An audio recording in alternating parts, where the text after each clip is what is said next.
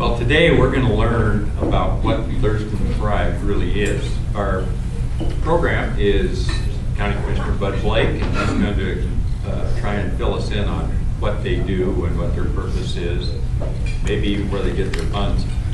I'm going to tell you a little bit about Bud. Been active in Thurston County community since arriving here 22 years ago.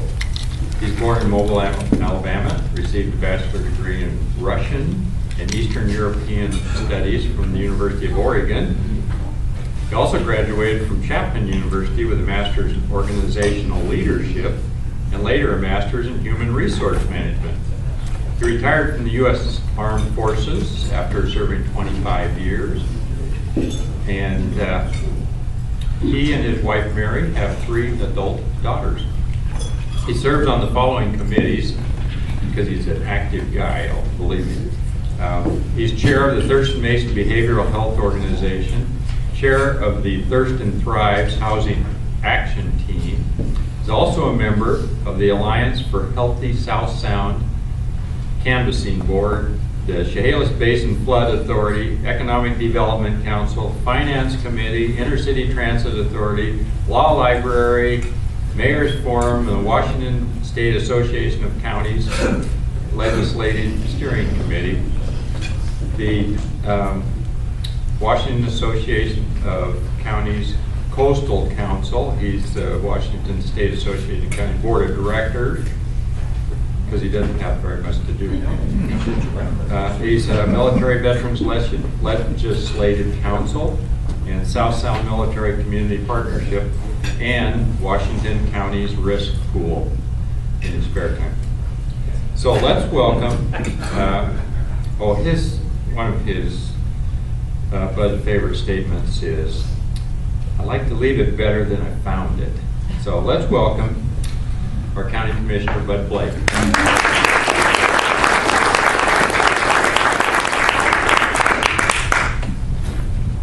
Well, good evening, everybody, and I thank you so much for that introduction. I only get to do those things because of this lady right here. Erin Ricklet is my assistant, and she is absolutely fabulous. It's keeping me on track so that I can do the things we do. I'd like to pay particular thanks to Larry, and he bumped into me one day about 4 or 5 months ago and asked me about Thurston Thrives. He was curious about it, and so now I get an opportunity to tell you about it. I'm on a road show, so I'm going to kind of brag about it and some of the things we do. Before I get to that, though, I'd like to thank you. I'm a Rotarian, a Gateway Rotarian. Don't hold that against me being fun that you're here today. Give me a plea or a plea. The things that I'm going to talk about fit absolutely wonderful in what you've been doing here in this community as far as the Chehalis Western Tribe Project, sir, and the Lacey Rotary. And the duck dash is another item that fits into it. And the relay for life. I know that's on y'all's calendar to do that here in the near future. And of course, all the scholarships and the other programs y'all have here in Lacey Rotary. Fabulous tie into Thurston Thrives. So what is Thurston Thrives? It is about community health other than going to the doctor. You have to have surgery or some sort of ailment where you go under the knife or something like that. That's all that in terms of building community health, right? And so that's what Thurston Thrive is. And I'm going to walk you through just how we're kind of organized and how long we've been doing it and some of the outcomes we've had and some of the projections of what we're going to do. Before I go further, can just by show of finger, and I know Cynthia perhaps is on the council with me, but who else has heard of Thurston Thrives just in general in terms of that? Okay, fair number there, yeah. Because it's been a wonderful entity or force within the community to be able to have this Thurston Thrives. It started with the previous commission, county commissioners, and the Board of Health in terms of understanding just what community health is, because we were way behind in the community as a whole compared to, say, King County and Snohomish County and all those other counties as far as getting community health on the radar. And so it started there. And then here recently, you'll see Liz Davis and David Shafford up on the slide here. About 2 years ago, we decided to have the Thurston County Chambers be the executive agent of the Thurston Thrives. So there's kind of many there too, because there's some funding involved, and they handle the small funding that we have, and Liz does the staffing for us. So, but it's been a great partnership, and that's another aspect of this, is a great partnership as far as putting the two together. So let me see. There's arrows here. I think it's that one. Great. Okay. So first thing out of the gate is I got this script. So the framework behind Thurston Thrives is, you see the birthday cake up there. It's pretty easy that we can, we've all been in the kitchen somehow or another with your wife, grandma, or dad or something, putting together cupcakes. It's easy to put the recipe to there, 2 parts water, 3 parts flour, whatever. And if it breaks, it doesn't make up the right way, we go back and we redo it till we get it right. It's pretty easy, simple solution set right there, right? The other part is you see the space shuttle thing there. It's a little bit more complicated, more scientific, and we do it until we get it right. We put all the wonderful geeks in the world and the big thinkers in the world in one room, and you figure out how to put a man on the moon. And of course, we've done that successfully there. And we can back up and go forward in terms of if it doesn't work right, how to get it done. When it comes to raising a child, we humans are not the same. I know that's not earth-shattering news, but we're not the same. We all come out, do our lives differently. Whether you have a brother, sister, uncle, cousin, we have a lot of commonalities amongst each other. We're different in a lot of ways, right? With, spiritually, mentally, and physically. And so that's where you're going to see 8 teams that come up. And I'll show you the names of those teams. And those teams go out and kind of help foster some of that community health portions of that, and help each other out. That's really basically what it's all about. Okay, so how do we get to that? So we kind of backed up. We had a coordinating council. We had that's 21 people. We meet every third Monday at 3 o'clock in room 280 at the courthouse, my favorite place. But what we, I've never been there. But we talk about common agenda kind of stuff, because the things that I mentioned a second ago, we're all human, we have common, and then we talk about those things that we don't have in common in order to fix them, right? So we have items for goal setting and measuring certain samples and things like that. And then we have a whole host of people from the philanthropic community, the business community, government community, the nonprofit community. So all of those things are talked about in terms of goal setting and measurable. So that kind of gives you the organizational thing. So that's how we get to the collective impact portion of what we try to do. And so how do we do that? We stick to the principles of collective impact. You see the 5 key elements there. And I'll just touch on them real quick because I'll get into the meat of the slides in the next 2 slides. Like I said, there's a common understanding, a collected data portion there. That's what Liz does. And then differential approaches to how we're going to solve the problem. And then we kind of keep certain things consistent, open-minded about it. And then we have all the separate organizations, like I said, participate.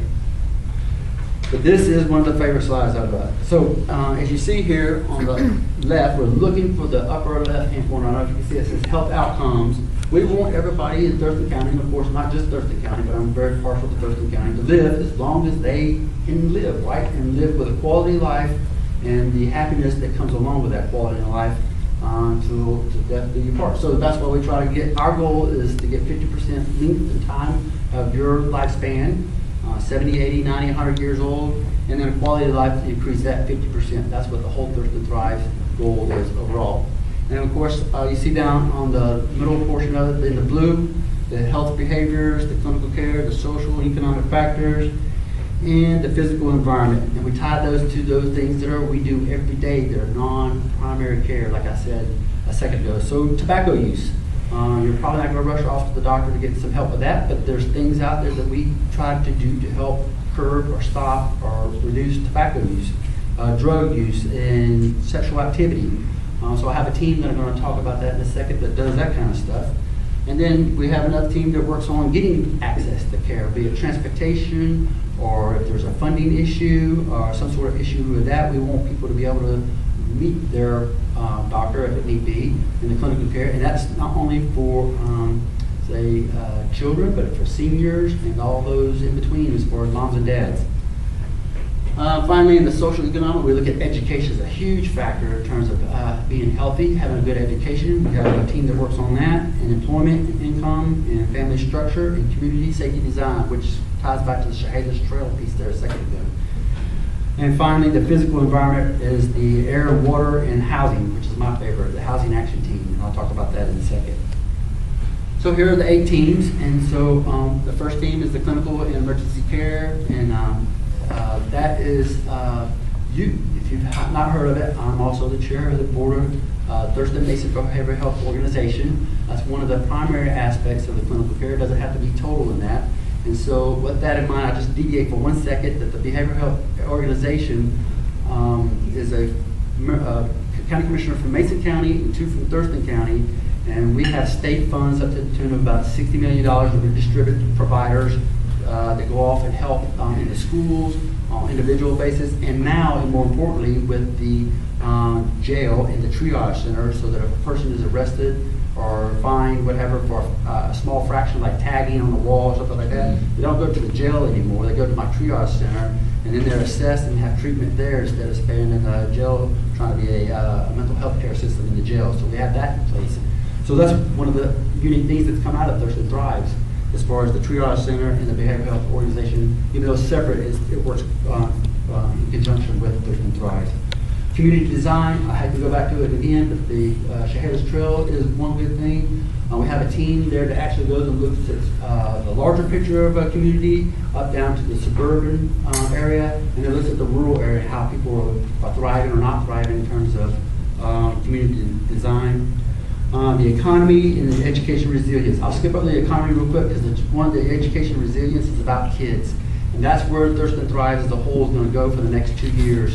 Is investing in children, all aspects of children. I just say it that way because it can be from education to health to even fun. Recreation is a good health thing, right? Food. I'm going to jump to food. We have a food action team. It's called Food Action Team System. There's an S in there, but sometimes it's the kind of thing that's called the fat team, but that's not. Oh, and I forgot to tell you that the Education Resiliency Team is called the ERAT team, and that should not apply to kids at all, but it does. So we got the ERAT team, the fat team, and then housing is going to be the HAT team, so Housing Action Team. So back to the Food Action Team. I was in there the other day listening, and you thought, oops, got ahead of myself. You would think that it's just about what you put on the table and eat nutritiously. No, it is not always about that. It's about how it's delivered, how it's grown, how it's delivered, the quality of the food, all the way down to the soils, the nutritious part of that. How does food make it to even the poor and those who are elderly, if need be. They take it from A to Z as far as the aspects of how food is part of our health system, right? Okay, and so housing action team, I could talk about that all day long. Housing action team is broken up to 3 teams, sub-teams, a green team, a red team, and a blue team. The blue team looks at the profit and non-profit portion of affordable housing. We have a pipeline where we fund the pipeline to ensure a certain amount of housing is going to be forecasted over a 50-year period to help out with those who are seeking affordable housing. The red team is the advocacy group that works with the legislation and works on the 5-year plan with the Department of Commerce to say how we're going to help curb or stop homelessness in a sense. So that's kind of a gist about them. And finally, the public safety and justice team. I touched on them just a second ago. We have the law enforcement diversion team, and they work at the triage center. And that is absolutely wonderful because I was able to hire a part-time court commissioner, prosecuting attorney, a public defense, and a whole host of chemical dependency and mental health. Telecare is the contract's name, of providers that when a person comes into there, they do not have to go to the jail, like I mentioned earlier. We're up to about 140, 150 people so far since this last September of diverting people out of the jail instead of sending them to the jail. They go back to their house or wherever they need to go, and sometimes to my housing as far as transitional housing. We have a clean energy share work group. We have a nexus group. That's just the kind of in between as far as the climate, how that affects our health. They talk about that. They kind of do a roving of each one of those 8 teams that I just mentioned, so that we don't forget how climate has an impact on our health, our community health as a whole. And the shared group is just putting a couple of those teams together, and where we have touch points, we deconflict, coordinate, and synchronize within the 8 teams. Alrighty, so where are we at Thurston Thrives? This is about a 4-year-old program. It's not old at all. We know it's not going to be anything fast and furious. We want slow, methodical success over the next 50 to 70 years. So we're already done with step development, part of step 1 there, developing and getting that going. So we're on step 2, and that's kind of good. That's cool. And so that means that we're carrying out some of those things that we talked about in the development phase. We're on the road now, engaging. That's why I'm here today, to let you know that Thurston Thrives is alive and well and doing it. And we continue to do some progress as far as measuring our outcomes and so forth. So then we'll get to phase 3 whenever that comes, I think in 2020, 2021, and maybe I'll circle back and give you a success update at that time. But how do we do it? It is a 3-tiered effort there, as I mentioned. We have community members that actually come into our coordinating council and talk with us. And a lot of us meet from the action teams with a lot of the community when they come to our open meetings, all open to the public. And then we partner with some of those agencies I mentioned, some of the philanthropic, the nonprofit, and then we have the action teams that I just mentioned there. And you can see that it's about 30-something. In total, the action teams, there's about 200 people across the board of all those that I showed you just a second ago. And the coordinating council, there's 21 there, and then I would throw in about another 100, 150 people that are community members that come sit in and partake in some fashion or another. So it's about 300 people in total, this whole Thurston Thrives, to kind of give you a magnitude. Even though the coordinating council just meets once a month, it's a robust effort there. It's been a very good community conversation about how we're going to take care of ourselves as far as community health. So what have we done in 2016? You can see it there for your liking. We got it established. We got a website going. I'll show you that in a second. I'm on the roadshow showing you some of the data, some of the things we're trying to do. We're looking forward to 2017, even though we got started. Oh, that's how we measure things. I forgot to throw that in there. So 2017, more importantly, we're going to stand up an executive committee in as far as the Thurston Thrives portion of that. We got some new funding coming in. We got a website going so that you can reach out and see what we're doing as far as the impacts, especially in the school with the kids. And we will be more involved, and we hope to have your voice in some of this also as we go along as far as making this a healthier community for only for people sitting in this room today, but for our children to leave it better than we found it. So with that in mind, I'll take any kind of questions, comments, either about this and maybe a County 2 thing that you might have had on your mind. How's that? Any questions, comments? Oh, this is how here's the website for today. Yes. Question Hey, sir, I have, how you doing? is there similar programs like with other counties, and if so, do you go and sit in and see how they're progressing to make comparison about what you're doing and how things are Yeah, developing? everybody had the question. Do other counties have a similar program to this? And Mason County has Mason Matters, and while it's not as robust as this, it certainly has some flight to it, so to speak. With the behavioral health organization tied to that, some housing, we are definitely, we assist each other. Unfortunately, the other 7 counties that we're tied with in what we call the choice region, Waikaikan, Pacific, Cowlitz, they do not have this kind of program. Lewis is starting to talk about it, and I go there on the 9th of June and actually to give a pitch to how to help start some of their things. So it's kind of in the embryonic stage is regionally wide. So anybody else? Question, comment? You mentioned that Thurston Thrives is going to be doing the call it ERAP for the next 2 years. Oh yeah, more than that. Can you expand on what that means, that you'll be doing more of that? Okay, so ERAT, if I get it right, obviously it's Education Resiliency Team, but it's more about ACEs. Do you know the ACEs program? Yeah, that's the primary focus. Where some incident, we try to build families, not get them into your whole family life structure or whatever, but just kind of help parents to parent better, or foster parents or adults to help with kids, so that you don't have some sort of trauma event by the time you're 21, 25, 27. You're not experiencing that still, from homelessness to murder in a house. I'm just kind of making these things up. But people carry forward in their life that has an impact on their physical and spiritual health. And so we're trying to get ahead of that. It is a huge undertaking. The ACEs is the primary aspect of that as far as the ERAT. And of course all the other things for recreation, bullying and all those kind of things at the school. They talk about those kinds of things. But it's not just 2 years, I might have saw 2 years up there, but that's going to be a program that we are investing in for over, I guess, 5 to 10, 20 years out. So, yeah. Is Thurston Thrives taking an active role or vocal role in trying to get a psychiatric hospital here? The thing that fell through with St. Peter's? You know, that's, has Thurston Thrives taken an active role with the psychiatric hospital with the 75 beds in them? I would not say that Thurston Thrives has as a whole. Maybe Cynthia can correct me if I haven't seen anything on our agenda that, but I can tell you that the behavioral health organization has, and we support that fully, and we want that 75. We actually prefer about 140 beds, to be quite honest with you. We need that drastically here in Thurston County. So, but the behavioral health and the Board of County Commissioners, I'm sure there are other municipalities that do that too, but we're definitely on board with that. Thanks. You bet. Anybody else? Anything else? Thank you so much. I just want to take a minute of your time to say thank you, and have a great day.